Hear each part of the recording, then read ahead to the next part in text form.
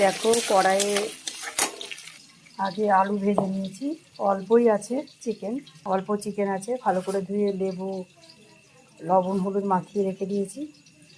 আর এখানে দেখো কড়াই তেল দিয়ে লবঙ্গ এলাচ দারচিনি গোটা জিরে আর জয়িত্রী আর তেজপাতা সব দিয়ে দিয়েছিলাম। দিয়ে 3টে পেঁয়াজ কেটে দিয়েছি। দিয়ে পেঁয়াজটা ভাজা ভাজা হওয়াতে টমেটো দিয়ে দিয়েছি। দেখো এবার মশলা দিয়ে দেবো বাদবাকি। পেঁয়াজ আদা রসুন পেস্ট ছিল বাটা, এই পেস্টটা দিয়ে দিলাম। আর লবণ হলুদ আর একটু মিষ্টি দিয়ে দিলাম। এবার মশলাটা ভালো করে কষবো। মশলাটা কষা হয়ে গেছে, সেটা দিয়ে দেবো।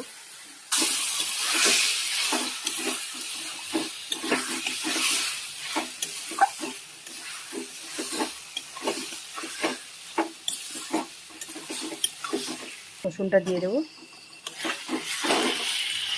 গোটা রসুন খেতে খুব ভালো লাগে মাংসের। এবার আলুটাও দিয়ে দেবো। ভেজে রাখা আলুটা দিয়ে দিলাম। এবার এগুলো সব মিলিয়ে কষবো। দেখো ছাই গরম মশলা একটু দিয়ে দিলাম। এর মধ্যে আমি ধনে গুঁড়ো বা গোটা ধনে কোনো কিছুই ব্যবহার করিনি।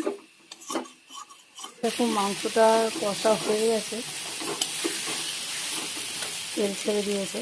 এবার জল দিয়ে দেবো পরিমাণ মতন।